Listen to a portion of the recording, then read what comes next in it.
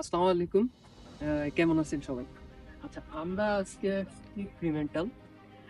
তো ফ্রিমেন্টাল এমন একটা জায়গা যেখানে আ অস্ট্রেলিয়ার ওয়েস্টার্ন অস্ট্রেলিয়া মূলত ১ম এখান থেকেই শুরু হয়েছিল। মানে আমাদের অন্যান্য দেশের যারা জনগণ আসছিল তারা কিন্তু পোর্টের মাধ্যমে ফ্রিমেন্টাল পোর্ট, এই পোর্ট দিয়েই এখানে ঢুকছে।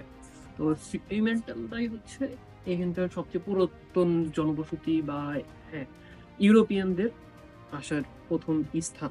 ঠিক আছে? এখানে ফ্রিমেন্টাল আছে, স্পেরেন্স আছে, আলবানি আছে ওয়েস্টার্ন অস্ট্রেলিয়ার মধ্যে।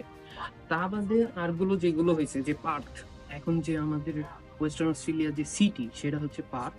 আর পার্থ কিন্তু এটা আবার পরে হইছে। সো আমাদের দেশে পুরান ঢাকার মতো। এই যে এইটা পুরোটা আমার কেন জানি মনে হয় যে এটা একটা পুরান ঢাকা। আমার এখন যখনই আমি এইখানে আমি পুরান ঢাকাতে ঘুরে বেড়াচ্ছি। হুম? তো এই জিনিসটা আসলেই ফিল লাগে। আর যখন পার্কে ঘুরি তখন আসলে মনে হয় যে আসলে আমরা ঢাকা, নতুন ঢাকা বা উত্তরা, ধানমন্ডিতে ঘুরতেছি। তো এই জিনিসটা আসলে ভালো। হুম? আপনারাও দেখতে পারবেন যে এগুলো কিন্তু সব লাল বিল্ডিং।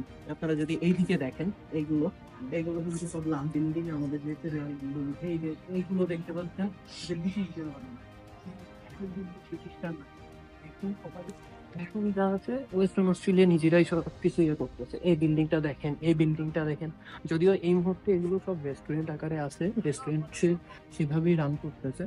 কিন্তু ফিলটা সেই ব্রিটিশদের। এখানে আসলেই পুরোনো যে একটা ভাইব, সেই ভাইবটা কিন্তু পাওয়া যায়। তো আমার যা মনে হয় যে পুরান ঢাকার ভাইবটা আসলে এখানে আসলেই পাওয়া যায় এবং আমি নিজেও এই জিনিসটা খুব এনজয় করি। তা ভাবলাম আপনাদের সঙ্গেও একটু শেয়ার করি।